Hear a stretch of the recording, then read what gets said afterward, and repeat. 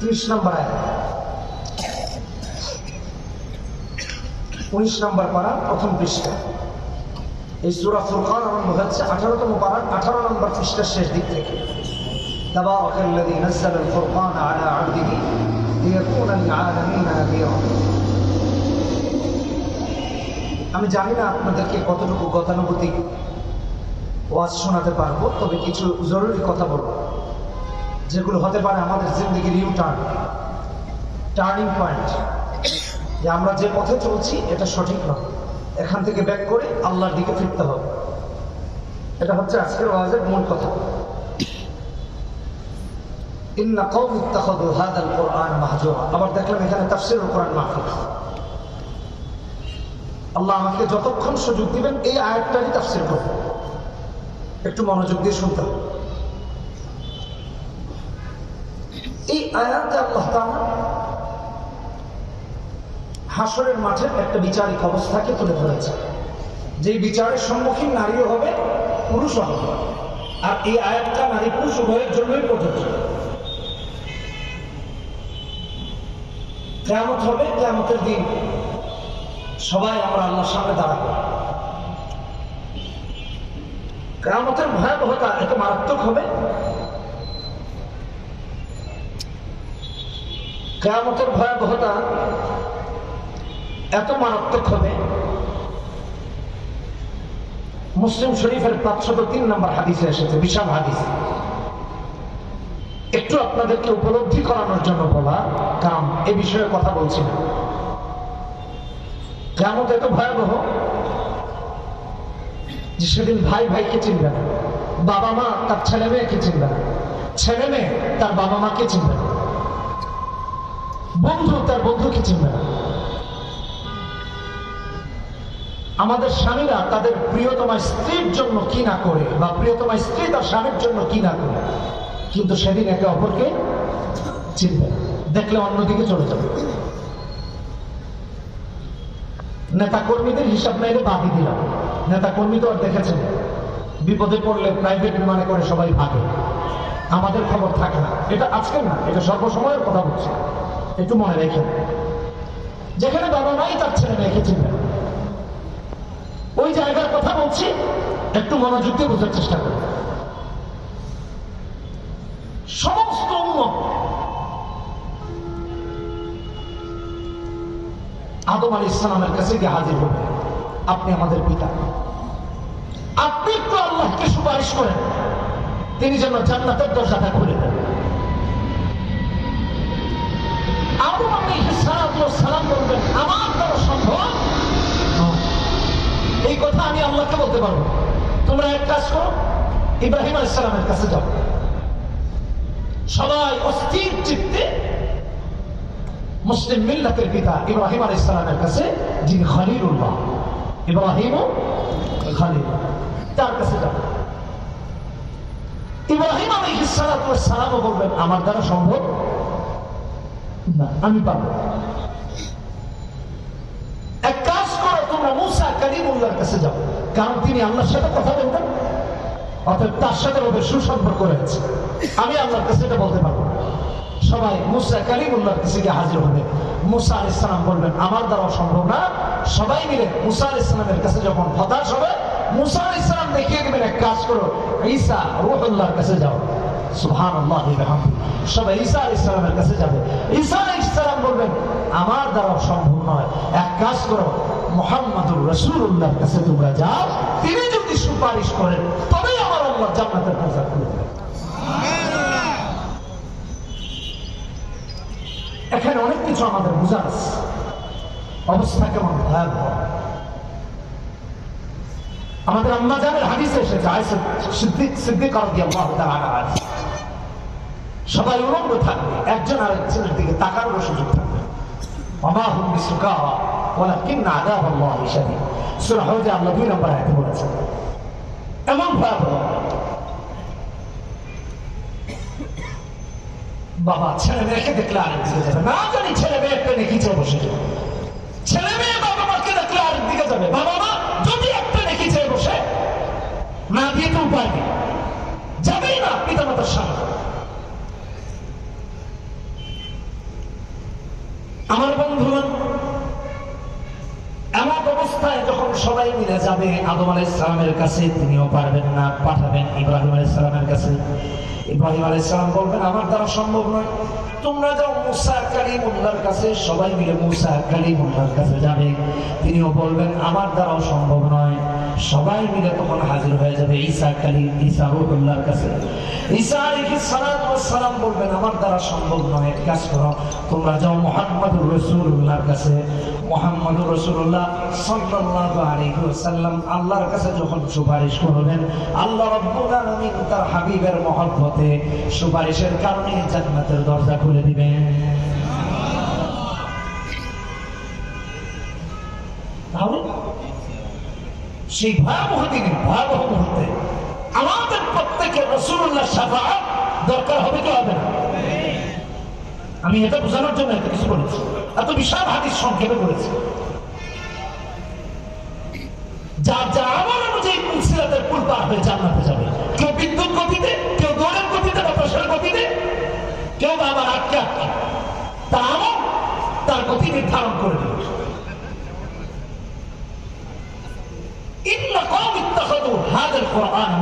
কেন এই আয়াত তেলাওয়াত করেছে? এটুকের তাফসীর আল্লাহ যতক্ষণ আমাকে দিয়ে বলা ইনশাআল্লাহ করবে। একটু মনোযোগ দিয়ে মূল বক্তব্য হারাবেন না। আল্লাহ এখানে কি বলেছেন? কিয়ামতের ওই ভয়াবহ দিনে, যেদিন বাবা মা চিনবে না, ছেলে মেয়ে চিনবে না, নেতাদের কেউ চিনবে না, সেদিন একমাত্র মুহাম্মদ সাল্লাল্লাহু আলাইহি ওয়াসাল্লামকে আপনার আমার দরকার লাগবে। কিন্তু নবীও আপনাকে আমাকে পৃথিবীর বুকে কোরআনকে পরিত্যাগ করার কারণে চিনবেন। নবী চিনবেন কারণ দুনিয়াতে আমরা কোরআনকে পরিত্যাগ করেছি। ইন্না কওমি ইত্তাখাযু হাযাল কোরআন মাহজুরা। আল্লাহ আমার এই কওম দুনিয়াতে কোরআন পরিত্যাগ করেছে, এদেরকে ধরো জাহান্নামে। এই কোরআন পরিত্যাগ করার কারণে যে তাফসীরের এই আয়াত ৯টি বছর চলছে, আমরা জানি না এখান থেকে কে কোন বছর কি নিয়ে বাড়ি ফিরেছে। ৯টা বছর তো শুনেছি। এই অপরাধে নবীজি আল্লাহর কাছে অভিযোগ দায়ের করবেন। নবী হবেন বাদী, আর এই উম্মতের তারা হবে আসামি যারা দুনিয়াতে কোরআন পড়ে নাই, কোরআন বুঝে নাই, কোরআন সুন্নাহ অনুযায়ী আমল করে নাই, তারা হবে আসামি। নবী আটকে দিবেন, সুপারিশ করবেন। কেমন ভয়াবহ হবে একটু চিন্তা করে দেখেন। এই অবস্থা কেন হবে? আমার আল্লাহ তার কালামে সুস্পষ্ট করে বলে দিয়েছেন, কিন্তু আমাদের কানে যায় না। আর আমরা বক্তব্য দিয়েছেন, এই ৯ বছরে কেউ না কেউ বলছে, আমরা হয়তো বা কান দিই না। এই জন্য আজকের এই তাফসীর মাহফিল সেদিনের সেই বিচারের কাজ করা থেকে বেঁচে যাওয়া আয়োজন আমি বলব।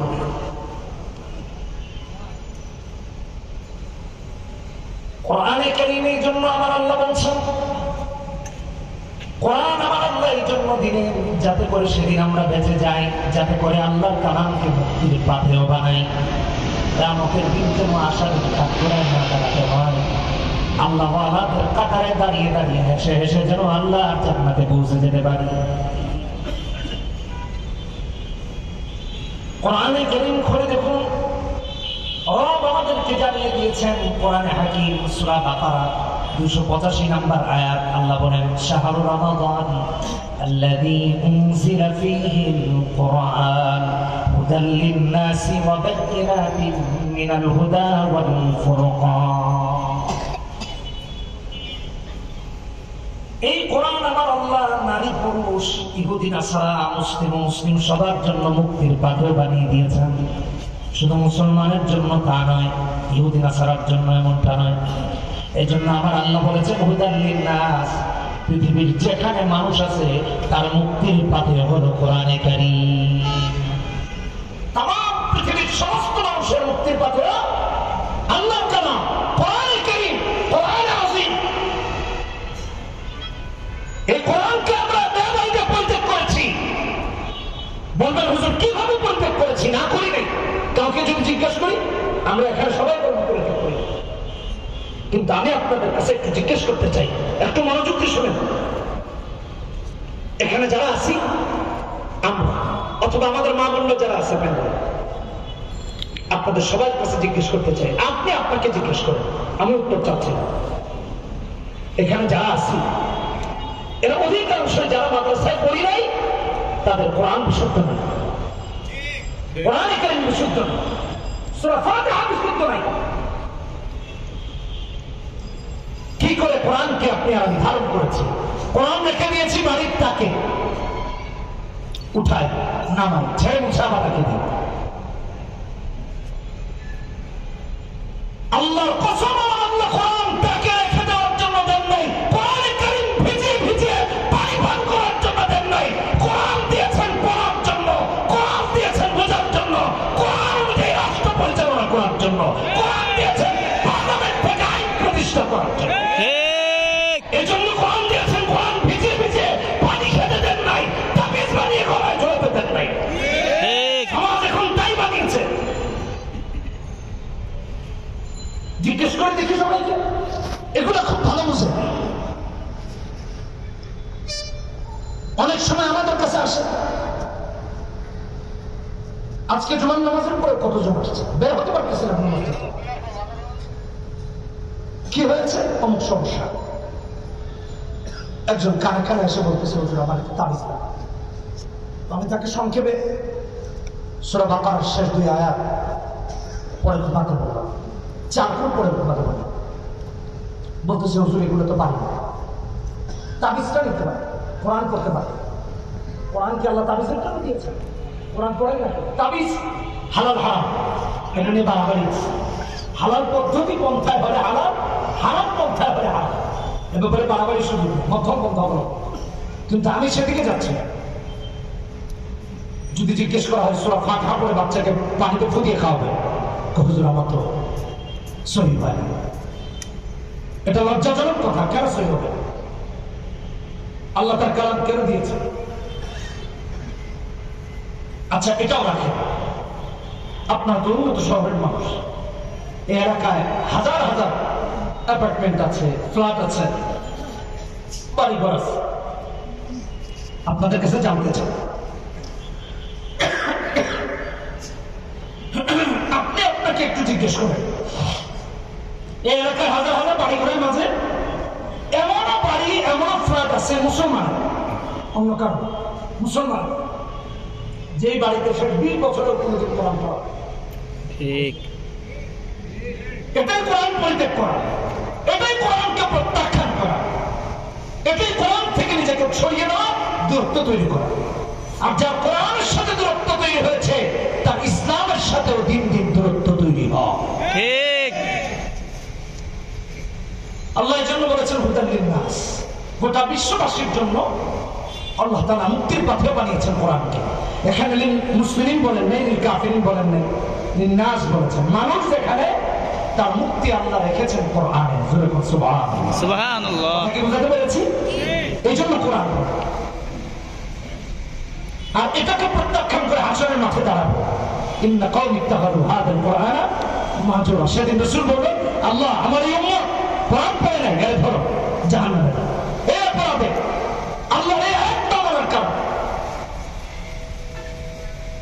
আমার মায়েরা মনোযোগ দিয়ে শুনুন, আমার বোনরা মনোযোগ দিয়ে শুনুন। মারা মনে করে আমাদের বুঝি দায়িত্ব নাই। একজন পুরুষ কোরআন শিক্ষা করা যতটা জরুরি, আমার মতে নারীর জন্য অত জরুরি। কিন্তু একটা সন্তান যেহেতু নারীর সংস্পর্শে, অর্থাৎ তার মায়ের সংস্পর্শে বাবার চেয়ে বেশি থাকে, সেজন্য মায়ের আরো বেশি দরকার। ঠিক, মাদেরকে আরো বেশি শিক্ষিত করা দরকার, দিন শেখা দরকার। কোরআন আমরা উপেক্ষা করেছি, উপেক্ষিত রেখেছি। কাউকে যদি জিজ্ঞেস করি আপনি কোরআন পড়েন কিনা বা কোরআনকে উপেক্ষা করেছেন কিনা, বলবে না না না, এটা তো হতেই পারে। যদি জিজ্ঞেস করি সূরা ফাতিহা আলোচনা করে পড়ি, দেখবেন হুজুর এটা আরেকদিন আগে তো সমস্যা। এটা বাস্তব, এটাই কোরআন পরীক্ষা করা। কে বলেছে আপনাকে কোরআন না পড়তে? কেন পড়া? আল্লাহ আমাদেরকে হেদায়েত দান। আমিন। সেদিনের আদালতে আল্লাহ দাঁড় করাবেন, অন্ধকার জিন্দেগি দুনিয়াতে পার করার কারণ। ইন্না কওমি ইত্তাখাযু হাযাল কুরআনা মাহজুরা। কোরআনকে পরিত্যাগ করার কারণে সেদিন আদালতে দাঁড়াবে, অপরাধী হবে। তা আবার বাদী হবেন নবীজি, বিচারক আল্লাহ। আর আসামি এই উম্মতের যারা কোরআন ছেড়ে দিয়েছে তারা। দুঃখের কথা কি বলবো, আমি জেনারেল লাইনেও পড়েছি। তো একবার যখন পরীক্ষা হলো, পরীক্ষার পরে আমার বাবা বললেন তোমাকে যাও তাবলিগে পাঠিয়ে দিই। বাসা বাড়ি ছেড়ে এতদিন বাইরে কোথাও থাকিনি, ভয় কিভাবে 40 দিন যাবে। আচ্ছা যাই হোক, আমাদের জামাতের আমি শেখ ছিলেন হাটহাজারী জামিয়ার ফারে। ভালো করে শুনুন, গুরুত্বপূর্ণ কথা। এই কথা বলেছিলেন, এখানে তাকিয়ে দেখেছি আমার বাবার বয়সী, চাচার বয়সী অনেক মানুষরা এখানে উপস্থিত, সেজন্য মনে করছি নয়তো বা চলে গেছে। আমাদের তাবলিগের জায়গা পড়েছে যশোর লেবুতলা ইউনিয়ন, ওখানে গিয়েছে। আপনারা জানেন তাবলিগের কাজগুলো খুব সুবিন্যস্ত হয়, রান্না ভাড়া, বাজার সদাই, গ্রামের মসজিদ কে ঝাড়ু দিবে কবে, কে এলান করবে, কে গাছতে যাবে, কে তালিম করবে, সব সুবিন্যস্ত থাকে। আগে থেকে পরামর্শের ভিত্তি দেয়। তো ওখানে গেলাম, আমাদের জামাতে একজন চাচা আসলেন, কালো করে, সাদা চাপদারি, দাঁত অনেকগুলোই পড়ে গেছে ইতিমধ্যে, সবসময় হাস্যজ্জ্বল চেহারা, লুঙ্গি পরেন, বয়সের ভারে ঘাট গুজু হয়ে গেছে, সোজা হয়ে দাঁড়াতে পারে। আমি সাহেবকে গিয়ে বললেন, আমি সাহেব, আমি জামাতে এসেছি কোরআন সহি করার জন্য, কারণ আলেমদের থেকে শুনেছি যার কোরআন সহি হয় না তার নামাজ সহি হয় না, অথচ নামাজের হিসাব কিয়ামতে আল্লাহ প্রথম নেবেন। আশা করি আমার বক্তব্য শুনতে পাচ্ছেন। আমি সাহেবকে বললেন, আমি সাহেবকে আমাকে কোরআন শিখাবো। আমি সাহেব বললেন, দেখেন আমাদের জামাতে একটা ছেলে আছে মাদ্রাসায় পড়ে, জেনারেল লাইনে পরীক্ষা দিয়ে আসছে জামাতে, এক কাজ করে তার কাছে যান, ওই যে রাফি আমাকে দেখায় ও আপনাকে পড়াবে। আর আমি সাহেবের মাথায় আছে, যেহেতু আমার বাবা আপনাকে বোঝাই দিয়েছেন ছেলেটা এই প্রথম যাচ্ছে, এরকম একটু দেখে শুনে রাখে ওনার মাথায় আছে। তো ভাই আমার চাচার নাম হলো রাইসুদ্দিন, আমি এলাকার নাম আর বলছি, গত দুদিন আগে ওনার এলাকায় মাহফিল করে আসে। উনি বেঁচে নাই, মারা গেছে, মানে ওনার বৃহত্তম অঞ্চল। তো রাইসুদ্দিন চাচা উনি এসে বলতেছেন, রাফি আমি জামাতে এসেছি কোরআন শিখতে, তোমার কাছে আমি কোরআন শিখবো। আমি বললাম ইনশাআল্লাহ, অসুবিধা নেই, কিন্তু তিনি আমাকে অফার করলেন, তোমার যত কাজ আছে সব আমি করে দিব, বিনিময়ে তুমি আমাকে কোরআন শেখাও। সুবহানাল্লাহ। বয়স কত হবে? তখনই 70 হবে। কোনদিন জিজ্ঞেস করা হয়, দাঁত পড়ে গেছে অনেকগুলো, বয়সের ভারে গুজো হয়ে গেছে, সোজা হয়ে আঁকতে পারে। তিনি নাকি আমার শখ করে দেন। ইভেন কি বলছেন, তোমার কাপড় চোপড় এগুলো তোমার ধুতে হবে, আমি করি। আর বাজার সদাই তো আছে, তাবলিগে রান্নার যেদিন ডিউটি করবেন, আমার তো রান্নার ডিউটি ছিল, বুঝলেন নেই? কেমনে যে রাঁধছি আল্লাহ জানে, এখন আর মনে নেই, সব দিয়ে দিয়ে লাইরা যেদিন ভালোই হয়েছে। আচ্ছা ওইটা আরেকদিন। তো আমাকে খুব বললেন, আমি বললাম রাইসুদ্দিন চাচা আপনার কিছুই করতে হবে না, আমার যে সব আমি করব ইনশাআল্লাহ। জোহরের আগে মস্কের যে সময়টা আছে তখন আপনি আমি মস্ক করব। রাজি হয়ে গেল, 40 দিন মস্ক করলাম। আমার মায়েরা, খালারা, দাদিরা একটু ভালো করে শোনেন, আমার বোনেরা একটু ভালো করে শোনেন। জানি না কিভাবে আমার বলার আর কোনোদিন সুযোগ হবে। 40 দিন ওনাকে সূরা ফাতিহা মস্ক করালাম, তাশাহুদ মস্ক করালাম, দুরূদ শরীফ মস্ক করালাম, কিছুই সহি হয় না, উল্টো মুখস্থ হয় না। সহি তো পরে হিসাব, মুখস্থই হয় না। আমি আশ্চর্য হয়ে গেলাম, কিন্তু কথা এখানে না।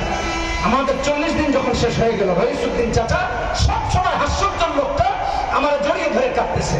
আমি আশ্চর্য হয়ে গেলাম, চাচা কি ব্যাপার হঠাৎ করে কাঁদতেছেন? আমারও চোখে মুখে পানি চলে আসছে। বলে কি হয়েছে? বলতেছে রাফি আমাদের তো 40 দিন শেষ হয়ে গেছে, কাকরাই চলে যাব, তোমরা তো চলে যাবা, তোমাকে তো আর পাবো না, আমাকে কোরআন শিখাবে। কাঁদতেছে, বলতেছে আমি জামাত থেকে কি আবার অনেক জামাতে জামাত বন্দী হয়ে যাব। কারণ হলো আনন্দের থেকে শুনেছি যা কোরআন তেলাওয়াত বিশুদ্ধ নাই, তার নামাজ বিশুদ্ধ নাই। আনন্দের থেকে এটাও শুনেছি যে ব্যক্তি কোরআন কারীম শেখার জন্য বের হয়ে যায় সুবহানাল্লাহ। এটা হাদিস, আমার ভাইরা হাদিসের বক্তব্য। তিরমিজি শরীফের হাদিস 2859 নম্বর হাদিস। রাসূলুল্লাহ বলেছেন, মান খারাজা ফি তালাবিল ইলমি ফাহুয়া ফি সাবিল হাত্তা ইয়ারজিআ। কেউ যদি আল্লাহর রাস্তায় বের হয়, দ্বীন শিখতে বের হয়, ইলম হাসিল করতে বের হয়, যতক্ষণ না ফিরে আসে ততক্ষণই আল্লাহর রাস্তায় থাকে। সুবহানাল্লাহ। ভাইরা, যে কারণে এই কথা বলেছি, আমাদের এখানে কারো বয়স 10, 7, 5 দেখতে পাচ্ছি, এখান থেকে নিয়ে 60-70 বছরের আমরা আছি। অনেকের এখনো কালেমাটাও সহি হয় না। ঠিক। আজকের জিন্দগি এটাই হলো ইউটা, যেদিকে যাচ্ছি এদিকে নয়, ব্যাক করে কোরআন শিক্ষা করে। কোরআন ছাড়া নামাজ হয় না, কোরআন ছাড়া নামাজ হয় না। আপনি মাদ্রাসার তলবে আলিমদেরকে জিজ্ঞেস করে দেখেন, কোরআন ছাড়া নামাজ হয় না। কোরআন বিশুদ্ধ না হলে নামাজ হয় না। কিভাবে নামাজ হয়? নামাজ ভাঙার কারণ 19টি, তার প্রথমটাই হলো নামাজে বেড়া সহিহ। নামাজ হবে কেন? আল্লাহ আমাদের হেদায়েত দান করুন, আমিন। ভাই এবং বোনদেরকে হেদায়েত দান করুন। আমিন। এক মসজিদে নামাজে দাঁড়িয়েছে, ভালো করে শুনুন, নামাজে দাঁড়িয়েছে, তো যে একামত দিল একটা ছেলে, যতটুকু সম্ভব, কারণ এটা জিজ্ঞেস করার আজও কোনোদিন সুযোগ হয়নি, অনেক আগের ঘটনা। তো নামাজে গেল, নামাজের দিকে দাঁড়িয়েছে, একজন একামত দিল, ইমামের অনুপস্থিতিতে এক ছেলে শার্ট আর লুঙ্গি পরে ইমাম দিতে দাঁড়িয়েছে। আল্লাহ আমাদেরকে হেদায়েত দান করুন। আমিন। এখন সে নামাজে দাঁড়িয়ে বলছে আল্লাহু আকবার। এখানে যারা হাফেজ আলেম তারা বুঝছে সমস্যাটা কোথায় গেছে। আল্লাহ আল্লাহ বলতেছে আল্লাহু আকবার, কিন্তু সে বলেছে কি আল্লাহু আকবার। আচ্ছা রাখি, চিন্তা করলাম নামাজে যেহেতু দাঁড়িয়ে গেছি, দেখি কি হয়। এখন দেখলাম সূরা ফাতিহা পড়া শুরু করেছে, আলহামদুলিল্লাহি রাব্বিল আলামিন। রব আছে বল, এখানে তো রাব্বিল আলামিন কেন? নামাজ ফাঁসে দেবো, আলহামদুলিল্লাহ আলহামদুলিল্লাহ যাবে না। একটা তাফসীরের কিতাব আছে, ওলামা একরাম পড়েছে, আল্লামা কাজী নাসিরউদ্দিন বাইজুরী রাহিমাহুল্লাহ লিখেছেন তাফসীরে বাইজুরী। তাফসীরে বাইজুরীতে আল্লামা কাজী নাসিরউদ্দিন বাইজুরী রাহিমাহুল্লাহ লিখেন, কেউ যদি আলহামদুর জায়গায় আলহামদু বলে, তার নামাজ ওখানেই ফাসিদ হয়ে যায়। এই নামাজ আল্লাহ আরশে পৌঁছানোর কথা প্রথম আসমান ভেদ করে। কিভাবে আপনার আমার নামাজ করল? নামাজ ছেড়ে দিয়া ডান পাশে ছিল, চলে যাচ্ছে। আমার বামে যে করে দেখতেছে, হুজুর তো পাগড়ি আছে, লম্বা জামা, যায় কাকে, কারো আবার জুতা টুতা নিয়ে চলে যায় কিনা তার তো কোনো ঠিক নাই। কারণ নামাজের মাঝখান দিয়ে একটা গ্রুপ জুতা চুরি করে, ঠিক কিনা? ঠিক। উঠে চলে যায়, যে কোনো চাল বাহানা অথবা কোথাও টাইম পাস করে সবাই যখন উপস্থিত দেয়, যার জুতারা ভাল লাগে নিয়ে চলে যায়। যেমন ইমাম তেমন মুসলিম। কিভাবে আমাদের নামাজ হয়? এখানে আমার এক বন্ধু আছে, যে মুফতি সাহেব মাসুদ, আমরা চট্টগ্রাম যাচ্ছিলাম গত 1 নভেম্বর। ঢাকা চট্টগ্রাম হাইওয়ের পাশে এক মসজিদে নামাজের জন্য গাড়ি দাঁড়িয়েছে। মসজিদের উপরের মাইকে নামাজের কাজ সম্প্রচার হচ্ছে। ইমাম সাহেব নামাজে পড়তেছেন, সুম্মা রাদাদনাহু আসফালা সাফিলিন। আমি আমার প্রথম আয়াতের ব্যাখ্যা এখনো করতেছি। আমরা যে কোরআনকে পরিত্যাগ করেছি, সমাজ থেকে, ক্ষোভ থেকে, রাষ্ট্র থেকে, রাজনীতি থেকে, এমনকি আমাদের আপাতমস্তক থেকে, সেটা বোঝাচ্ছে।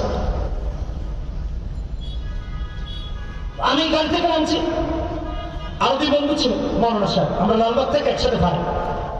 কখনো তার তোমার নামাজ দরকার নেই বলে কি হয়েছে, কই দেখো না কোরআন যেই টানাটানি শুরু করছে, এটা নামাজ হবে। আমার ওখান থেকে গিয়ে ভেতরে ভাটিয়ানের ভেতরে গিয়ে নামাজ আদায় করেছে। ভালো করে বুঝেন, আমার প্রথম প্রশ্ন ছিল কোরআন পরিত্যাগ করেছি কিনা, আর এই অপরাধে আল্লাহ হাসরের মাঠে দাঁড় করাবে। এখন আসলে আলোচনায় যাই। একটা জামে মসজিদ, আমার যেটুকু মনে পড়ে, 3 তলা মসজিদ, মসজিদের নামাজের কারাত আযানের মাইকে সম্প্রচার হচ্ছে, প্রচার হচ্ছে, যে কারাত অশুদ্ধ। এলাকার একজন মা বোন কারাত কি সহি করে পড়তে পারে না, এলাকার এতজন মুসল্লি একজন কি কোরআন বিশুদ্ধ করে পড়তে পারে না, যে আমরা যার পিছনে সব উদায় করছি আমাদের সালাত হচ্ছে হচ্ছে না। পুরো এলাকা কোরআন থেকে বঞ্চিত, পুরো এলাকা কোরআনকে পরিত্যাগ করেছে, যে কারণে পুরো এলাকাতে একজন কোরআন বিশুদ্ধ পড়ানোয়ালা নাও, এবং বিশুদ্ধ কি অশুদ্ধ তা নির্ণয় করার মতো একজন ব্যক্তির এলাকাতে নেই। অথচ আল্লাহ রাব্বুল আলামিন বলেন, والذين يمسكون بالكتاب وأقاموا الصلاة إنا لا نضيع أجر المصلحين। সূরা আরাফ 170 নম্বর আয়াত আল্লাহ রাব্বুল আলামিন বলতে গিয়ে বলেন, আল্লাহর কিতাবকে আঁকড়ে ধরবে, সালাত কায়েম করবে, অবশ্যই অবশ্যই আল্লাহ মুসলিহিনের আমল নষ্ট করেন না। আমার বন্ধুগণ, কিয়ামতের দিন বহু নামাজি আল্লাহর দরবারে দাঁড়িয়ে বলবে, আল্লাহ আমার নামাজ কোথায় গেল? আমি তো 20 বছরে কোনোদিন তাহাজ্জুদ মিস করি নাই। আমার আল্লাহ বলবেন, তুমি এমন তাহাজ্জুদ আদায় করেছো যে তোমার এক রাকাতও তাহাজ্জুদ আমার আরশে পৌঁছায় নাই, আমার রবের কাছে পৌঁছায় নাই। কারণ হলো নামাজের কেরাত অশুদ্ধ, অথবা নামাজের ব্যাপারে আমি খামখেয়ালি ছিলাম, না ছিল বিনয়, না ছিল খুশু, না ছিল খুজু, অথবা এমন অবস্থায় সালাতে দাঁড়িয়েছি ওযুই যে হয় নাই এটারও খবর মুমিনের নাই। ঠিক কিনা বেটি? আমেরিকাতে এক মসজিদে নামাজের জন্য ঢুকেছি, এই গত জুলাই মাসের কথা বলছি, নামাজের জন্য ঢুকেছি নিউ ইয়র্ক সিটির একটা মসজিদ। এক ছেলে নামাজে এসেছে, চুলগুলো পাটের দড়ির মতো চারদিকে ফেলা, জাম্বুরাকে যদি আপনি অর্ধেক করে কাটেন, তারপরে এটাকে যদি যেরকম হবে তার চারদিকে এরকম পাটের দড়ির মতো চুল পড়ে আছে, বাধা, বেনি করা। ওইটাকে বেনি করে না, বেনি করা পেয়েছে। তো জিজ্ঞেস করলাম একজনকে, এক আঙ্কেল ছিল, তাকে জিজ্ঞেস করলাম, মানে ভাতিজা, আঙ্কেল এই অবস্থা কি? বলতেছে, এটা তুমি বুঝবা না। আমি বললাম, কেন বুঝবো না? আমি তো এই যুগের ছেলে, বুঝবো না মানে? আমরা তো অন্য যুগে নাকি? তো আরে এটা স্টাইল। তো জেন্টস পার্লারে গিয়ে 25 থেকে 30,000 টাকা খরচ করে চুলের স্টাইল করেছে, মসজিদে এসেছে নামাজে। একটু চিন্তা করে দেখেন তো, এর নামাজ কবুল হবে কেমন? তার তো পবিত্রতাই হয়। তার উপর যদি কখনো গোসল ফরজ হয়, তার তো ফরজ গোসল হয় না, কিভাবে হবে? নামাজে দাঁড়িয়ে ইমাম সাহেব, এক ভদ্রলোক, জিজ্ঞেস করলাম, ভাই এই হালত এমনি আসে না, এরপরে যদি কই তাহলে তো আর পাওয়াই যাবে, অন্তত আসুক মসজিদ। অবস্থায় ইন্না লা নুদিউ আজরাল মুসলিহিন। আমার ভাইরা, সূরা ইউসুফে আল্লাহ বলেছেন মুহসিনিন, ইন্না লা নুদিউ আজরাল মুহসিনিন। এখানে বলেছেন ইন্না লা নুদিউ আজরাল মুসলিহিন। আমি প্রত্যেককে বলছি, আমাদের নামাজ রব পর্যন্ত কবুল হচ্ছে না। কেন হচ্ছে না? আমাদের পদ্ধতি সহি। এক মসজিদে নামাজে দাঁড়িয়েছেন, আমার পাশে এক ভাই দাঁড়িয়েছেন, আমি উদাহরণ দিচ্ছি আমরা কোরআনকে কিভাবে পরিত্যাগ করেছি, আর আমাদের ওখান থেকে ঘুরে আসা কেন দরকার। উনি নামাজে দাঁড়িয়ে কেরাত করতেছেন, আলহামদুলিল্লাহ রাব্বিল আলামিন আর রহমান মালিক ইয়াউমিদ্দিন ইয়াকা না'বুদু। পাশে 20 জন আমরা দাঁড়াইছি, নামাজ কি আদায় করবো? বেচারা ফুসফাসের কারণ মনোযোগী রাখা কঠিন। আচ্ছা যাই হোক, আমি ভাবলাম সে বুঝি ওই হাদিসের উপর আমল করতেছে, লা সালাতা ইল্লা বিফাতিহাতিল কিতাব, সূরা ফাতিহা ছাড়া নামাজ হয়। আচ্ছা ঠিক আছে, ফাতিহা শেষ হইলে তো একটু থামবে, এটা মনে মনে চিন্তা। এখন সূরা ফাতিহা শেষ হয়েছে, ইমাম এক সূরা শুরু করেছেন, সম্ভবত সে ওই সূরা পারে না, সে আরেকটা শুরু করছে। ইন্না লা নুদিউ আজরাল মুসলিহিন। আল্লাহ মুসলিহিনের আমল ছাড়া কবুল করবেন না। আপনার আমার ইবাদত আল্লাহ প্রদত্ত পদ্ধতিতে না হওয়ার কারণে নামাজ কবুল হয় না, যাকাত কবুল হয় না, হজ কবুল হয় না, সাদকা কবুল হয় না। কিয়ামত পর্যন্ত এরকম নামাজ আদায় করলে কবুল হবে না। এটা মাথায় রেখে ইন্না লা নুতিউ আজরাল মুসলিমিন। নামাজে কাজ পড়বে কি? উল্টো অবস্থা তো এমন হয়েছে, মসজিদে চায় আজকে জুমা পাবে। আল্লাহ যেহেতু আমাকে দীর্ঘদিন জমা পড়ানোর সুযোগ দিয়েছে, আমার ছোট্টখাটো একটা অভিজ্ঞতা আছে। যখন ইমামতি খেতাবতি শুরু করি তখন তো দাঁড়িয়ে বসে থাকে, বাস্তব কথা বলছি, যারা আমাকে দেখেছে। তো প্রায় সময় এসে একজন গাইড খতিব সাহেব, এত লম্বা কেরাত নামাজের মাঝে, এখন তো সাহস করে না, এটা আরেক বিষয়।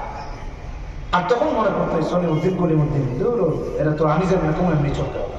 আমাদের একটা রেওয়াজ, একটা প্রথা হয়ে গেছে, এলাকার যারা প্রভাবশালী গায়রে আলেম, আলেম নয়, তারা মসজিদে ইমামের উপর কর্তৃত্ব খাটানোটাকে একটা বেটাগিরি মনে করে। কথা বলেন ঠিক। এটা ঠিক নয়, অবশ্যই ঠিক নয়। বলতে গেলে লম্বা হয়ে যাবে না, তবে আরো দু চারটা কারগুজারি শোনা ওদিকে আর যাচ্ছে। এমনও মনে আসে হুজুর এত লম্বা খারাপ করলেন, চিন্তা করে মোল্লা মানুষ খায় দেয়, কাম নাই, পরের বাড়ি খায়, আমার তো কত কাজ, এত লম্বা খারাপ করবে। বিশ্বাস করুন, আল্লাহ নামে কসম করে বলছি, কোরআন যাদের শুনতে ভালো লাগে না এরা মুনাফিক। ঠিক। এরা কি? সবাইকে বলতে হবে, মুনাফিক। সবাইকে বলতে হবে, মুনাফিক। এলাকায় কেউ এমন করবেন না।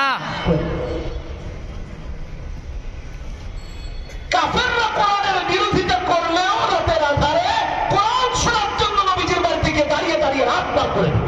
ঠিক। কাফেরদের অবস্থা। আর মুনাফিকরা না প্রকাশ্যে না আড়ালে আল্লাহর কালাম শুনতে পছন্দ করত না। আমার শেখ মুফতি আমিন রাহমাতুল্লাহি আলাইহি একটা কিতাব লিখেছেন, তিলাওয়াতে কোরআন। আল্লাহ জান্নাত দান করুন মরহুম মাগফুরকে। তিনি সেই কিতাবে কাফেরদের কোরআন প্রীতির একটা দৃষ্টান্ত এনেছেন। একটু মিলায় দেখেন তো, যে কাফেরদের মতো আমরা কোরআনকে ভালোবাসি কিনা। যে অপরাধে, যে কোরআনকে পরিত্যাগ করার কারণে হাসরের মাঠে আল্লাহ আমাদেরকে বিচারের কাজ করে দান করাবে, সেই কোরআনকে কাফেরদের মতো ভালোবাসি কিনা এটা একটু পরিমাপ করেন। তা আল্লাহ আপনাদের কাছে মানদণ্ড আপনাদের কাছে দিলাম, আপনাদের বিবেককে দিলাম। যে দৃষ্টান্ত সিরাতে ইবনে হিশামের প্রথম খণ্ডে 315 নম্বর পৃষ্ঠাতে এসেছে। আবু জাহেল ইবনে হিশাম কাফেরদের লিডার, আবু সুফিয়ান ইবনে হারব কাফেরদের নেতা, আখনাস ইবনে শারিক অথবা সুরায় কাফেরদের লিডার। সারাদিন বলতো লা তাসমাউ লিহাদাল কোরআন, কোরআনের আয়াত সূরা হামিম আস-সাজদা 26 নম্বর আয়াত, 24 নম্বর পারা, যে কোরআন শোনো। লম্বা হয়ে যাবে বলতে গেলে। রাসূলুল্লাহ সাল্লাল্লাহু আলাইহি ওয়াসাল্লাম যেখানে কোরআনের কোনো আয়োজন করতেন, প্রোগ্রাম করতেন, সেখানে ওরা নাচ গানের আয়োজন করত, কোরআনকে কাউন্টার করত, মুহাম্মদ সাল্লাল্লাহু আলাইহি ওয়াসাল্লামের বিরুদ্ধে।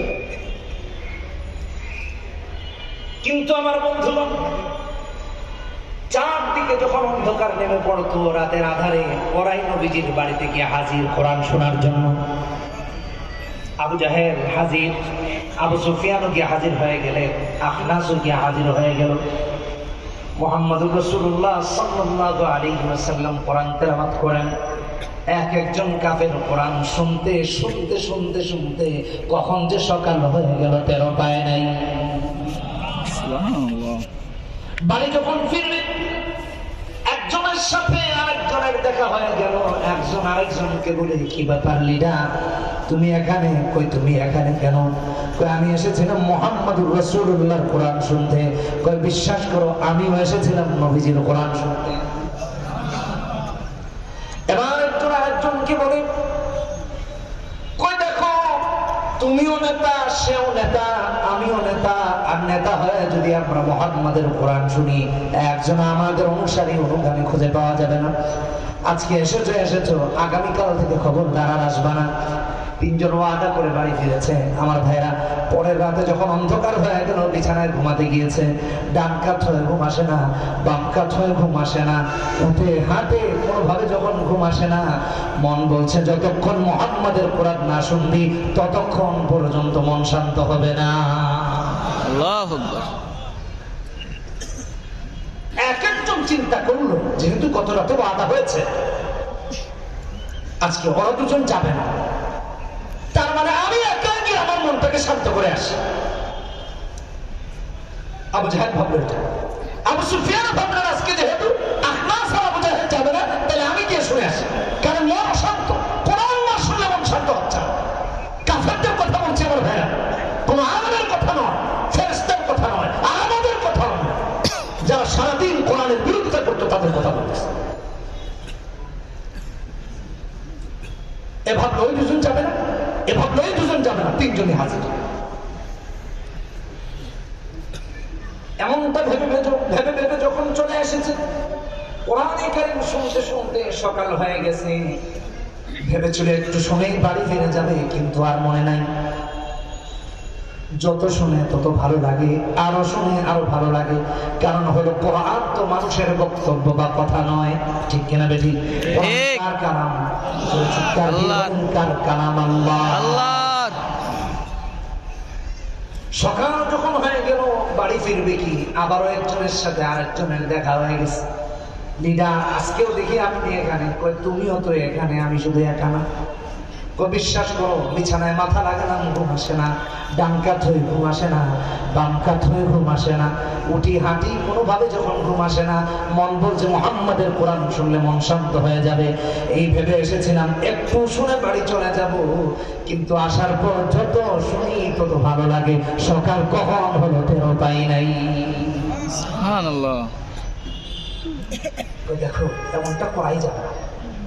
কোন আমলটা করছে আগামীকাল থেকে আর আসবে কোনোভাবেই আসা যাবে না।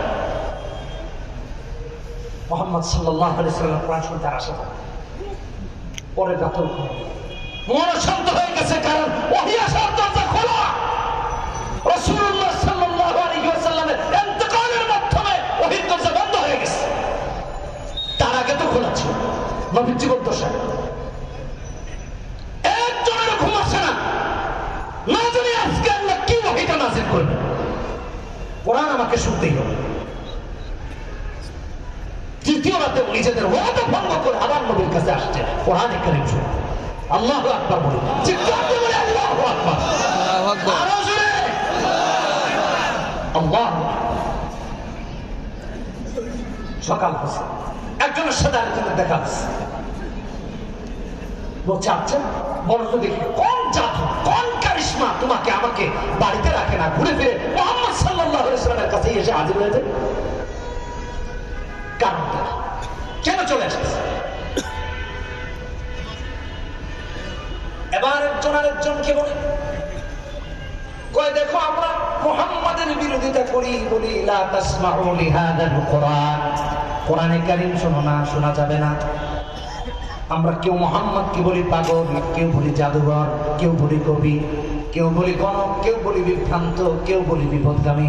বিশ্বাস করো, মুহাম্মদ যদি আল্লাহর সত্য রাসূল না হতেন, আর কোরআন যদি আল্লাহর কালাম না হতো, এই কোরআন শুনে শুনে কখনো রাত পার করে দেয়া যেত না। নিঃসন্দেহে এটা কার কালাম?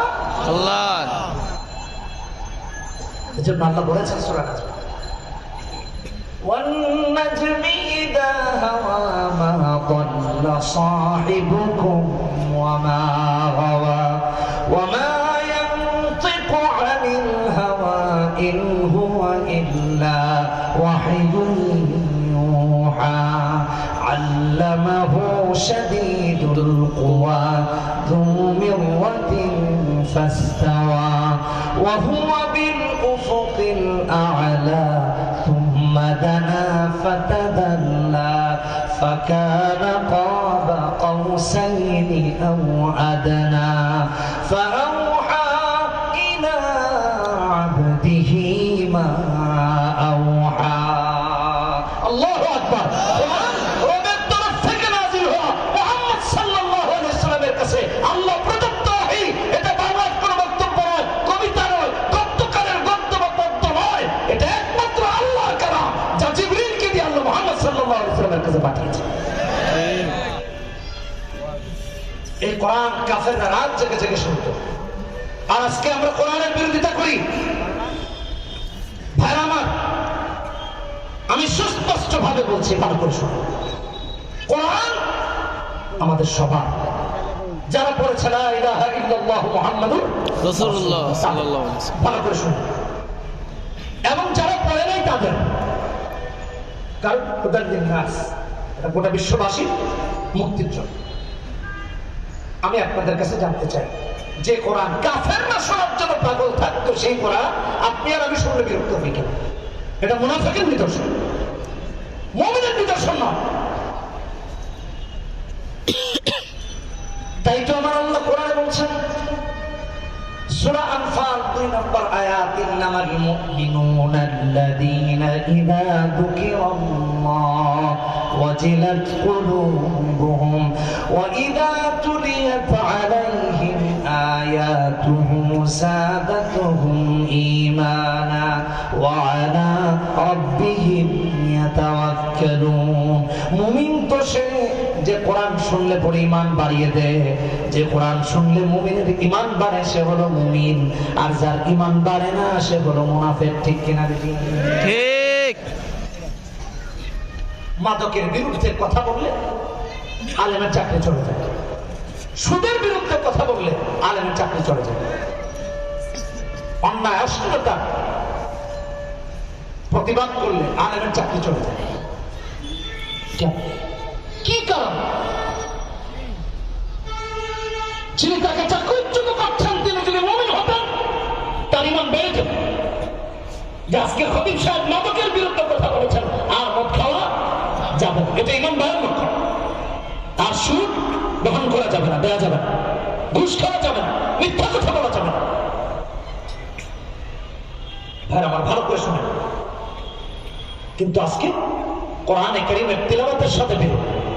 হুজুর এত লম্বা কেরাত কেন পড়ছেন? আচ্ছা এটা রাখে, কোরআনের কথা বললে বলে হুজুর এই চ্যাপ্টার বাদ দেন, মসজিদ দাঁড়িয়ে কাউন্টার দেন, ওদিকে কি কথা বলেন?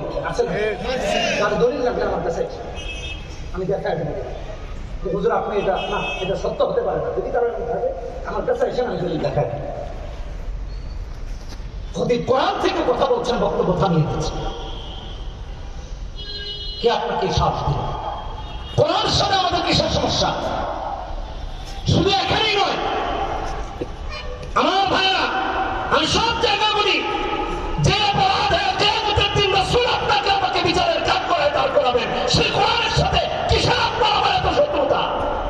এটা তো মুসলমানের হতে পারে না, মুসলিম তরুণ তরুণীদের হতে পারে না, যুবক যুবতীদের, বৃদ্ধ বৃদ্ধা, কারো হতে পারে না। এটা কারা তৈরি করেছে?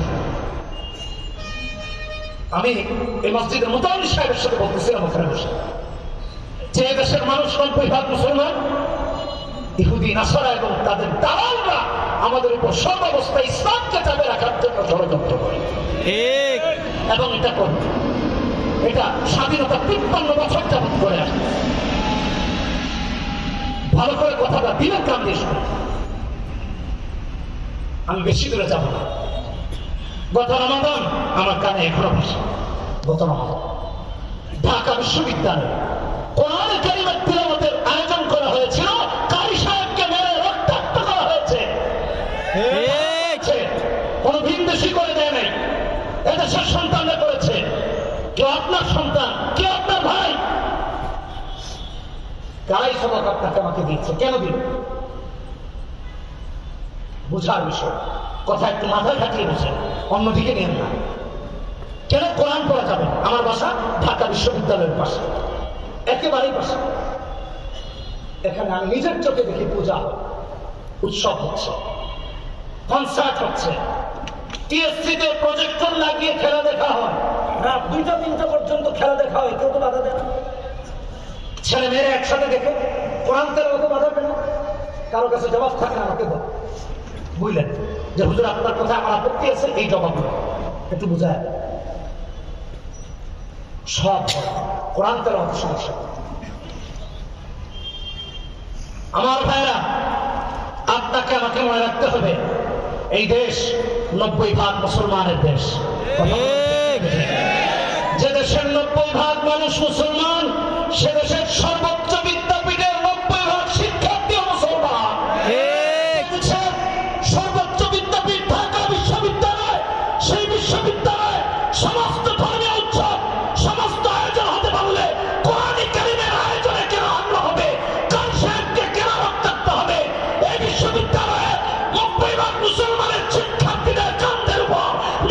শিক্ষাবাদ আর কুফর ইমান বিদ্বেষী কর্মকাণ্ডকে চাপিয়ে দেওয়া হয়েছে। বিশ্ববিদ্যালয়ে আমরা 90% মুসলমানেরা দেখতে চাই না, চাই না, চাই না। ঠিক। আল্লাহু আকবার, আল্লাহু আকবার। হুঁশিয়ার সাবধান। আমার বন্ধুগণ ভালো করে বুঝুন, আমি আমার তিলাওয়াতকৃত প্রথম আয়াতের ব্যাখ্যায় এখনো আছি। ইন্না কওমি ইত্তাখাযু হাযাল কুরআনা মাহজুরা। যে জাতি কোরআন তেলাওয়াত করলে আক্রমণ করে হাসরের মাঠে তো তাদের বিচার সবার আগে হবে। ঠিক। আল্লাহ রাসূল দাঁড় করেন, রাসূলের কাছে শাফাতের জন্য যাবেন। রাসূল বললেন আল্লাহর জন্য সবচেয়ে বড় আশা নেই। তোমার কালামকে পরিত্যাগ করেছিল, তোমার কালামকে পরিত্যক্ত করে রেখেছিল, না মানছে, না পড়ছে, না আমল করছে। ধরো জাহান্নামে দাও। ইন্না কওমি ইত্তাখাযু হাযাল কুরআনা মাহজুরা। কেন এগুলা? আমরা তো নামাজ পড়ি। এখানে যাদেরকে দেখেছি সবাই নামাজ পড়ে। আমি জানি না আপনি কোন দল করেন বা করবেন, এটা আপনার ইচ্ছা, কিন্তু এমন কেন হবে? ইনকিলাবের রিপোর্ট দেখলাম 16 বছর বেগম রোকেয়া বিশ্ববিদ্যালয় আজান মাইকে হতে দেওয়া হয়। সমস্যাটা কোথায়? আমার জিজ্ঞাসা করতে হচ্ছে, উত্তর দিয়ে কেউ থাকে কেন আজান মাইকে দেওয়া যাবে না? কেন? কারা খুশি হবে আজান মাইকে না দিলে? শয়তান খুশি হচ্ছে। কথা বলে ঠিক। আল্লাহ বলেছেন তো কোরআনে, একটা শয়তানের দল, একটা কার দল? আল্লাহর দল। বলেন কার? আল্লাহর। তো শয়তানের দল তো শয়তানকে খুশি করতে চাইবে, তাই বলে আমরা সবাই কি শয়তানের দলে হয়ে যাবো? না। কেন এমনটা হয়েছে? শোনেন, ইংল্যান্ডে মানে লন্ডনে আমার নিজের কানে শুনেছি গত মে মাসে হোয়াইটচ্যাপেল একটা মসজিদ আছে, ইস্ট লন্ডন মসজিদ, আমাদের বাংলাদেশের ইস্ট লন্ডন মসজিদ, আফতাবাড়ি পার্কের সাথে আপনারা গুগলে সার্চ দিয়ে দেখুন। ইহুদি নাসারার দেশে লন্ডনে ইস্ট লন্ডন মসজিদে আজান মাইকে হচ্ছে, আর আমাদের দেশে আজান মাইকে হলে সমস্যা কি? ইহুদি নাসারাদের দেশে আজান মাইকে হওয়ার পারমিশন পায়, আর আমাদের দেশে বন্ধ করা হয়। এটাই দিন থেকে দূরে সরে যাওয়া, এটাই কোরআনের সাথে দূরত্ব তৈরি করা, এটাই কোরআনকে পরিত্যাগ করা। ভালো করে বোঝা। আমাদের ঘরগুলোতে সিনেমা প্রতিদিন নিয়মিত চলে, টিভি নিয়মিত চলে, মুভি নিয়মিত দেখা হয়, সমস্ত কিছু নিয়মিত হয়। বছরের পর বছর কোরআন তেলাওয়াত হয় না। কথা বলুন ঠিক না ঠিক? এখানে কোরআন পরিত্যাগ করা হয়েছে। শুধু ঘর থেকে না, বেডরুমে ইহুদি নাসারাদের চরিত্র প্রবেশ করলেও কোরআনে কারীম প্রতিষ্ঠা হয় নাই। না ফ্যামিলিতে, না পরিবারে, না সমাজে, না এলাকায়, না থানায়, না জেলায়, না দলে, না রাজনীতিতে, না সমাজনীতিতে, না অর্থনীতিতে, না পার্লামেন্টে, না সচিবালয়ে কোরআনের সাথে 90% মুসলমানের দেশে কি সমস্যাটা আছে এটা আমার বুঝে আসে না। এই অপরাধে হাসরের মাঠে আল্লাহ আপনাকে আমাকে দাঁড় করাবে, বিচারের কাজ করে। ইন্না কওমি ইত্তাখাযু হাযাল কুরআনা মাহজুরা। আল্লাহ অর্থনীতিতে আমার কোরআন ফলো, রাজনীতিতে আমার কোরআন ফলো করেন। আল্লাহ ওর ঘরে কোরআন ফলো করে নেই। আমি আল্লাহ বলে দিয়েছিলাম কু আনফুসাকুম ওয়া আহলিকুম নারা, সূরা তাহরিমের 6 নম্বর আয়াত পড়ে নিন, 19 নম্বর পৃষ্ঠা 28 নম্বর পারা। কে আপনাকে আমাকে কোরআন থেকে দূরে রেখেছে? আল্লাহ তো বলেছেন আপনাকে আমাকে জাহান্নাম থেকে বাঁচাতে। এই অধিকার আপনাকে আমাকে তো মুমিন আল্লাহর গোলাম দাসত্ব করবে কার? জোরে বলেন কার? আল্লাহ। এজন্য আল্লাহ তাআলা ইলম শিক্ষা করাকে ফরজ বলেছে। কি ফরজ? সবাইকে বলতে হবে কি ফরজ। এক প্রোগ্রামে গিয়েছি পদ্মার ওপারে, যুবকরা আমাকে ধরে নিয়ে গেছে এক রুম। হুজুর আজকে একটা বিশেষ ওয়াজ করবেন। আমি প্রথম তো আশ্চর্য হয়ে গেলাম, কি ওয়াজ এটা? বলতেছে হুজুর আজকে ফরজ কাজের ওয়াজ। ফরজ কোন ফরজ? এটা গোসলের না নামাজের না কিসের? বলছে হুজুর এটা বুঝেন না, মানে বিয়া বিয়া বিয়ার ওয়াজ। তাদের খুব মন খারাপ। ছেলে মেয়ে উপযুক্ত হলে বিশেষ করে ছেলেদেরকে ইতালি বা ফ্রান্সে পাঠায়, ওখানে পাঠায়। হুজুর বিয়া কাঠ টাট পাইতে পাইতে জীবন শেষ, বিয়ে করে না, আগে তো পায় না। এই যুবকদের মাথায় ঢুকিয়ে দেওয়া হয়েছে বিয়ে করা ফরজ। বিয়া সর্বাবস্থায় ফরজ। ভালো করে শুনে রাখেন, সর্বাবস্থায় ফরজ না। কখনো ফরজ, কখনো ওয়াজিব, কখনো সুন্নাহ, কখনো হারাম। মাথায় রেখে কথাটা, ফরজ, ওয়াজিব, সুন্নাহ, কখনো হারাম কি হারাম হারাম কখন? যে স্ত্রীর ভরণ পোষণ দিতে এবং ফিজিক্যালি ফিট নয় তার জন্য বিয়ে করা হারাম, সে বিয়ে করবে। ওমাল্লাম ইস্তাতে ফালাইহি বিসসাম, সিয়াম পালন, রোজা রাখবে। অথচ এটা আমাদের মাথায় ঢুকিয়ে দেওয়া হয়েছে, এটা ফরজ। ভালো করে শুনে, অথচ কোরআন এবং সুন্নাহ শিক্ষা করা, যেটুকু না জানলে হারাম হারাম পার্থক্য করা যায় না, ইসলামকে মেনে প্র্যাকটিসিং মুসলিম হওয়া যায় না, সেটুকু শিক্ষা করা ফরজ। তাম পৃথিবীর কোন স্কলার, কোন মুফতি, কোন ফকির কোন দ্বিমত নাই। অথচ আপনাকে আমাকে এটা কানে দেওয়া, ওইটাকে প্রসিদ্ধ করা হয়েছে। এলমেদিন শিক্ষা করা ফরজ। 229 নম্বর হাদিসে ইবনে মাজাহ রাসূল বলেছেন, তালাবুল ইলমি ফারিদাতুন আলা কুল্লি মুসলিম। প্রত্যেকটা মুসলিম নরনারীর উপর এলমেদিন শিক্ষা করা ফরজ।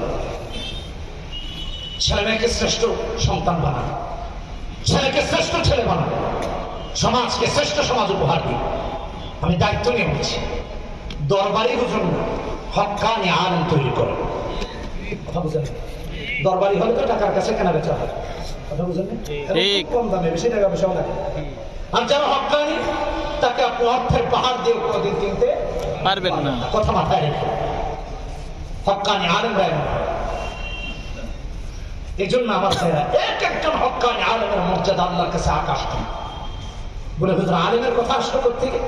যারা এই কোরআনকে পরিত্যাগ না করে নিজের সিনায়, নিজের জিন্দেগিতে বাস্তবায়ন করে, তারাই হয়ে যায় আলেম। কথা বলে ঠিক কেনা বেঠে? ঠিক। তারপরে আগে শিখে তারপরে বাস্তবায়ন করে, তারাই হলো আলেম। আলেম আবার দুই প্রকার, একটা হক্কানি আলেম, একটা দরবারি আলেম। দরবারি আলেমদের কথা বলছি না, হক্কানি আলেমদের কথা বলছি। একজন হক্কানি আলেম এই সমাজের, এই রাষ্ট্রের, এই দুনিয়ার সবচেয়ে শ্রেষ্ঠ ব্যক্তি কার কাছে? আল্লাহর কাছে। কার কাছে? আল্লাহর কাছে। আল্লাহ আমাদেরকে হেদায়েত দান করুন। আমিন। বুখারীর হাদিসে 5027 নম্বর হাদিসে তাই তো নবীজি বলেন, খায়রুকুম মান তাআল্লামাল কুরআন ওয়া আল্লামা। যে কোরআন শিখে এবং শেখায়, আমাদের মাঝে তার চেয়ে সেরা আর কেউ নাই। সুবহানাল্লাহ। জাতির শ্রেষ্ঠ সন্তান। এই জন্য হক্কানি আলেমকে মর্যাদা দেওয়া। হক্কানি আলেমের মর্যাদার কথা রাসূল অন্য হাদিসে বলেছেন। আবু দাউদের হাদিস 3643 নম্বর হাদিস। বলতে গিয়ে নবী বলেন, ওয়াইন্নাল উলামা ওয়ারাসাতুল আম্বিয়া। এক একজন হক্কানি আলেম তামাম নবী রাসূলের ওয়ারিস। সুবহানাল্লাহ। সুবহানাল্লাহ। একজন নবীর না, দুজন নবীর না, 3 আর 10 জনের না। আদম থেকে হযরত মুহাম্মদ সাল্লাল্লাহু আলাইহি ওয়াসাল্লাম পর্যন্ত যত নবী রাসূল এসেছেন, এক একজন হক্কানি আলেম তাদের সবার উত্তরসূরি। এজন্য আল্লাহ কোরআনে আলেমের মর্যাদাকে আকাশচুম্বী করেছেন। কোরআনে হাকিম আল্লাহ বলছেন, সূরা ফাতির 28 নম্বর আয়াত, ইন্নামা ইয়াশাল্লাহু মিন ইবাদিহিল উলামা। এই জগতে কোন মানুষের শ্রেষ্ঠত্ব বর্ণনা করতে গিয়ে আল্লাহ বলছেন, তোমাদের আমাদের সবার মধ্যে আল্লাহর কাছে সবচেয়ে শ্রেষ্ঠত্বের অধিকারী একজন হক্কানি আলেম, সবচেয়ে বড় মুত্তাকি। আল্লাহ তার সার্টিফিকেট দিয়েছেন তাকওয়া। সন্তানকে কোরআন শিখাবো, সুন্নাহ শিখাবো, আলেম হয়ে। আলেম হলে কি হবে? অন্ধকার থেকে বেঁচে চূড়ান্ত আলো তথা আল্লাহর জান্নাত পর্যন্ত গিয়ে পৌঁছে যাবে। সুবহানাল্লাহ। হক্কানি আলেমের মর্যাদা আমার ভাইরা এই জন্য অনেক বেশি, অনেক বেশি। আল্লাহ সূরা জুমারের 9 নম্বর আয়াতে বলেছেন, কুল হাল ইয়াস্তাবিল্লাযীনা ইয়ালামুন ওয়াল্লাযীনা লা ইয়ালামুন। যে জানে আর যে জানে না, এই জানা কোরআন সুন্নাহ দুজন বরাবর কখনো হতে পারে না। এখন তো আমাদের সমাজে আলেম আর গায়রে আলেমের মারামারি। কোথায় আপনি আর আমি চলে গেছি একটু চিন্তা করে দেখেন। আপনাদের কাছে একটা আয়াত উপস্থাপন করি, একটু মাথায় রেখে। কোরআনে কারীমের সূরা নাহলের 43 নম্বর আয়াত আল্লাহ বলেন, ফাসআলু আহলাদ যিকরি ইন কুনতুম লা তা'লামুন। যদি না জানো আলেমের কাছ থেকে জেনে নাও, জাহেলের কাছ থেকে নয়। ঠিক। আলেমের কাছে জানো। জানা না জানার নেতৃত্ব দিবেন হক্কানি উলামায়ে কেরাম। কতটা জঘন্য হলে আমাদের এই সমাজকে আমরা নষ্ট করছি একটু চিন্তা করুন। হক্কানি আলেমের মর্যাদা এই জন্য বেশি, তারা আল্লাহকে ভয় করে। জাহান্নামকে ভয় করো। আমরা তো বুঝি না, পদের ভারে কে হুজুরকে বলি হুজুর এই বিষয়ে ওয়াজ করি না, বুঝেন না দেশের অবস্থা খারাপ। আচ্ছা, ঠিক। আমাকে কতজন বলছে, আগে কোনো মাহফিলে গেলেই বলতে হুজুর বুঝেন না দেশের অবস্থা ভালো না, রাজনীতিটা আর এখন কত সব করবেন। এই অজানা গায়েবী মতো সমস্যা, এটা কোথাকার আল্লাহ কে আপনার আমার কাছে বোঝায় দেন? আপনি আর আমি কি আমাদের ইমান বরকত দিয়ে দিচ্ছি? কেন আমার টাকা? আমার ভাইরা ভালো করে মনে রাখেন, এক একজন হক্কানি আলেম আল্লাহকে ভয় পান, তাই তারা বাতিলের কাছে মাথা নত করেন না, তাই তারা কাউকে বড় করেন না। আপনি আপনার দলকে টিকাতে হয়, আপনি আপনার পদকে টিকাতে হয়, আপনার নেতা নেত্রীকে খুশি করতে হয়, আপনার চেয়ারকে রক্ষা করতে হয়। আলেমের চেয়ার রক্ষা করতে হয় না, আলেমকে আল্লাহকে সন্তুষ্ট রাখতে হয়, এছাড়া আর কোনো কিছু লাগে না। কারণ আল্লাহ রাব্বুল আলামিন আলেমের উপর চাপ প্রয়োগ করেছেন, আপনার উপর আপনার দল চাপ প্রয়োগ করেছে, আপনার উপর আপনার মার্কার চাপ, পদের চাপ, আলেমের উপর এগুলোর চাপ নাই। আলেমের উপর আরশে আযীমের চাপ। বলে হুজুর কোথায় চাপ? কোরআনে কারীম করে দেখেন, সূরা বাকারা 159 নম্বর আয়াত, আল্লাহ রাব্বুল আলামিন বলেন, ইন্নাল্লাযীনা ইয়াকতুমুনা মা আনজালাল্লাহু মিনাল কিতাব, ইন্নাল্লাযীনা ইয়াকতুমুনা মা আনজালনা মিনাল বাইয়িনাত ওয়াল হুদা মিন বা'দি মা বায়্যানাহু লিন-নাসি ফিল কিতাব উলাইকা ইয়ালআনুহুমুল্লাহ ওয়া ইয়ালআনুহুমুল লাঈনুন। যে আলেম হককে গোপন করে মানুষকে সন্তুষ্ট করতে চান, নিজের পদকে স্থির রাখতে চান, স্থায়ী করতে চান, আল্লাহ রাব্বুল আলামিন বলছেন তার উপর রব লানত করেন, অভিসম্পাত করেন। এই জন্য আলেম হক কথা গোপন করেন না, হকের উপর থাকেন। শুধু তাই না, কোরআনে অন্য আয়াতে সূরা বাকারা 174 নম্বর আয়াত 5 নম্বর পৃষ্ঠা 2 নম্বর পারা হিফজুল কোরআনে আল্লাহ বলছেন, ইন্নাল্লাযীনা ইয়াকতুমুনা মা আনজালাল্লাহু মিনাল কিতাব ওয়া ইয়াশতারুনা বিহি থামানান কলিলা ওয়া ইয়াশতারুনা বিহি থামানান কলিলা উলাইকা মা ইয়াকুলুনা ফি বুতুনিহিম ইল্লা আন-নার উলাইকা মা ইয়াকুলুনা ফি বুতুনিহিম ইল্লা আন-নার ওয়া লা ইউকাল্লিমুহুমুল্লাহু ইয়াওমাল কিয়ামা ওয়া লা ইউযাক্কিহিম ওয়া লাহুম আযাবুন আলীম। ওই আলেম যা টাকা পয়সা কামিয়ে পেটে ঢুকাবে, এগুলো জাহান্নামের আগুন ঢুকাবে। শুধু তাই না, কিয়ামতের দিন আল্লাহ তার সাথে কথা বলবেন না। শুধু তাই না, তার জন্য যন্ত্রণাদায়ক শাস্তি রেখে দিয়েছেন। শুধু তাই না, আমার ভাইরা, রাহমাতুল লিল আলামিন নবী হাদিসের মধ্যে বলেছেন, আবু দাউদের হাদিস 3660 নম্বর হাদিস, রাসূলুল্লাহ সাল্লাল্লাহু আলাইহি ওয়াসাল্লাম আলেমের উপর হাক্কানি আলেমের উপর চাপ প্রয়োগের কথা তুলে ধরতে গিয়ে বলেন, মান সুইলা আন ইলমিন ফাকাতামা আনজামাহুল্লাহু ইয়াওমাল কিয়ামাতি বিরিজামিন মিন নার। আমার ভাইরা, দুনিয়ার আগুনে হাত দেওয়া যায় না, মোমবাতির আগুনে হাত দেওয়া যায় না, জিহ্বাটা নেওয়া যায় না, ঠোঁটটা নেওয়া যায় না। আপনি আর আমি ঠোঁটটাকে রাখতে পারবো না, হাতটাকে রাখতে পারবো না, চেহারাটা রাখতে পারবো না। কিয়ামতের দিন ওই আলেম যে জিজ্ঞাসিত হওয়ার পরেও হককে গোপন করবে, রাসূলুল্লাহ সাল্লাল্লাহু আলাইহি ওয়াসাল্লাম বলেছেন, জাহান্নামে চেহারায় লাগাম পরানো হবে, আগুনে উত্তপ্ত করে যেটা ওই আলেমের মুখে যে জিজ্ঞাসিত হওয়ার পরে হক কথা গোপন করেছে, তার চেহারায় লাগিয়ে দেওয়া হবে, তার মুখে লাগিয়ে দেওয়া হবে। আলেমরা রবকে বিশ্বাস করে, রবের শাস্তিকে ভয় করে, এজন্য তারা হককে গোপন করে না, হক কথা অনায়াসে নির্ভয়ে নির্বিঘ্নে বলে যায়। শুধু তাই না, আল্লাহকে সন্তুষ্ট করার জন্য বলে। এখানেই না আমার ভাইরা, রাসূল আল্লাহ হাদিসে বলেছেন, আবু দাউদের হাদিস, রাসূলুল্লাহ সাল্লাল্লাহু আলাইহি ওয়াসাল্লাম বলেছেন, 3666 নম্বর হাদিস, মান তাআল্লামা ইলমান মিম্মা ইবতাগা বিহি ওয়াজহুল্লাহ লা ইয়াতাআল্লামুহু ইল্লা লিয়ুসিবা বিহি আরাদান মিনাদ দুনিয়া লাম ইয়াজিদ আরফাল জান্নাতি ইয়াওমাল কিয়ামা। কিয়ামতের দিন ওই আলেম জান্নাতের সুঘ্রাণ পাবে না, এত দূরত্ব অবস্থান করবে, এত দূরত্বে তার জায়গা হবে জান্নাতের থেকে।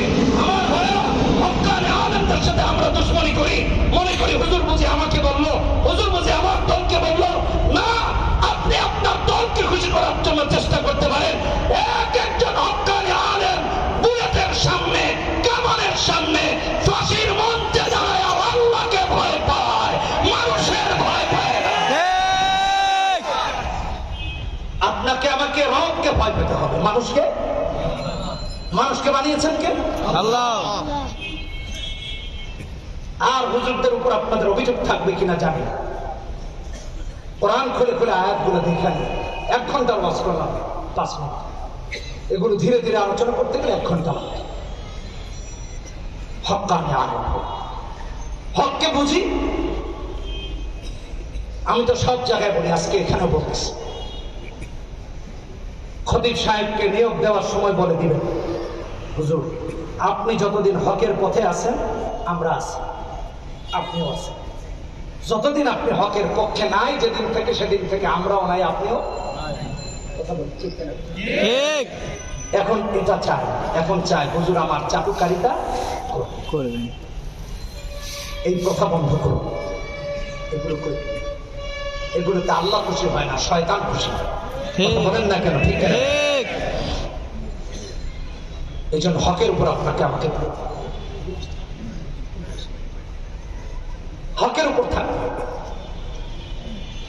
রাসূলুল্লাহ সাল্লাল্লাহু আলাইহি ওয়াসাল্লাম হাদিসে বলেছেন, ভালো করে শুনেন, ইবনে মাজার হাদিস 4241 নম্বর হাদিস।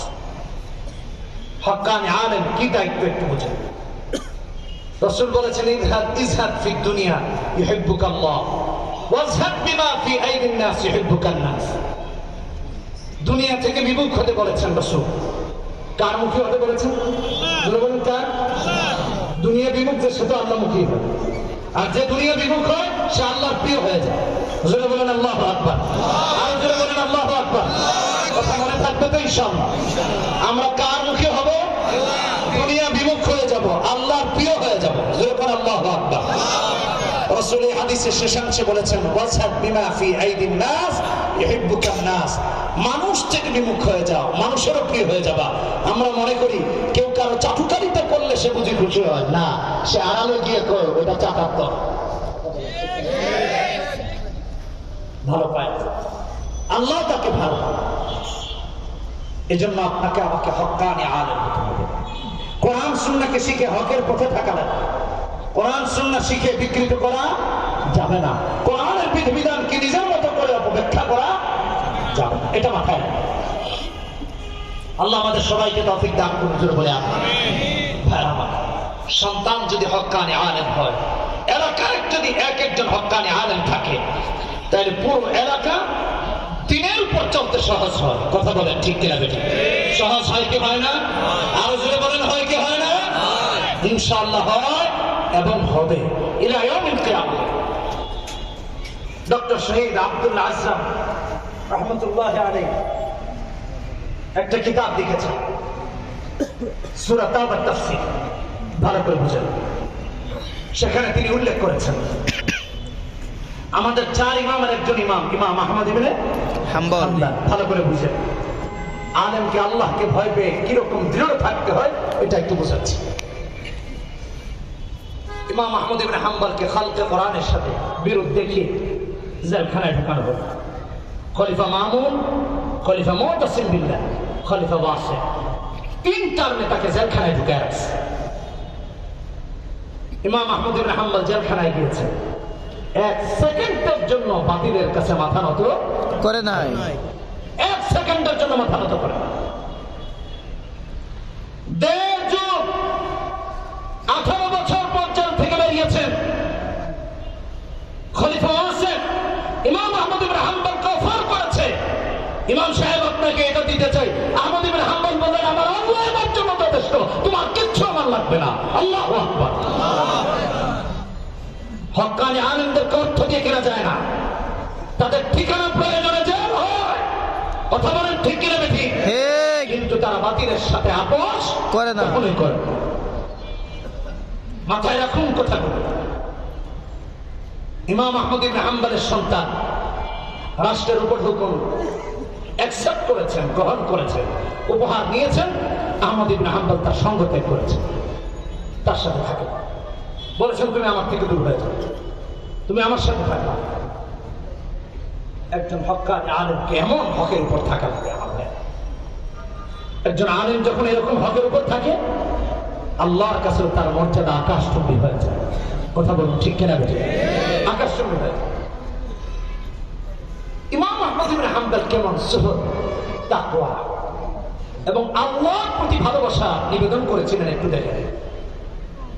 ডক্টর শহীদ আব্দুল্লাহ আযম রাহমাতুল্লাহ আলাইহি লিখেছেন, একবার ওনার সন্তানকে রুটি আনতে পাঠিয়েছেন, রুটি কিনতে।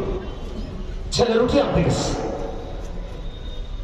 রুটির দোকানে চিন্তা করলো যে ইমাম সাহেবকে তো কিছুই দেওয়া যায় না, আজকে এক কাজ করবো, স্বর্ণ রূপা দিয়ে দিত। একটা পটলিতে স্বর্ণ রূপা আর আরেকটা পুটলিতে রুটি দিয়ে ইমাম সাহেবকে পাঠিয়েছে। সন্তান নিয়ে এসেছে, আহমদ ইবনে হাম্বলকে দিয়েছে।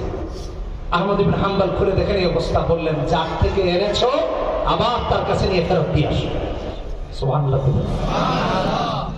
এই যুগের হলে বলতো বাবারে খবরদার কারো কাছে এই খবর কইস না। কথা বলেন ঠিক কিনা? ঠিক। তাইলে রাতের বেলা দেখবি ডাকাত আসবে। এমনি সেদিন শুনলাম রূপালী ব্যাংকে নাকি ডাকাত ঢুকছে। ঠিক কিনা? ঠিক শুনেছেন? ঠিক। তাহলে এই খবর যদি জানে হুজুরের কাছে স্বর্ণ রূপা আছে, তাহলে তো আরো আগে ঢুকবে, ভাববে এই হালাল জিনিস না নেওয়া ছাড়া আমার তো ঘুম আসবে না। আহমদ ইবনে হাম্বল রাখেন, ফিরে দিয়েছে। এই কথা কেন বললাম? আমার প্রথম আয়াতের ব্যাখ্যা এখনো চলে না। যারা কোরআনকে বর্জন করে না, অর্জন করে, তাদের সততা আমানতদারি এরকমই হয়।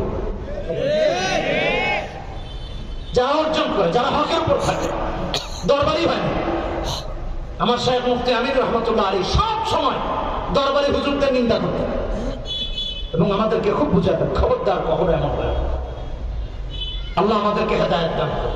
আমিন। মনে থাকবে তো ইনশাআল্লাহ। দেখেন তার মর্যাদা কোথায় চলে গেছে। একবার এক লোককে জেনে ধরেছে, খলিফা ওয়াসিকের কাছে আনা হলো। খলিফা ওয়াসিক আহমদ ইবনে হাম্বলকে বললেন, হযরত আপনি জিনটা ছাড়ায় আনেন। আহমদ ইবনে হাম্বল জিনের সাথে কথা বলল, তুমি কেন তাকে ডিস্টার্ব করতেছো? ছেড়ে চলে যাও, তার কষ্ট হচ্ছে, তার সাথে থাকা যাবে না। জিন বলছে, হে ইমাম আহমদ ইবনে হাম্বল, আমি জানি আপনি আল্লাহকে ভয় পান। সুবহানাল্লাহ। সুবহানাল্লাহ। আমি জানি আপনি আল্লাহকে ভয় পান। যেহেতু আপনি আল্লাহকে ভয় পান, তাই আমিও আপনাকে ভয় পাই। বলেন সুবহানাল্লাহ। সুবহানাল্লাহ। জিন্নাত ডেকে বলে, ওগো আহমদ ইবনে হাম্বল, আমি আজকে ছেড়ে চলে যাচ্ছি, কিন্তু আপনার যেদিন মরণ হবে আমি আবার এসে তারে ধরবো। জিন ছেড়ে চলে গেছে। আহমদ ইবনে হাম্বল যেদিন মারা গেছেন, জিন এসে আবার তারে ধরেছে।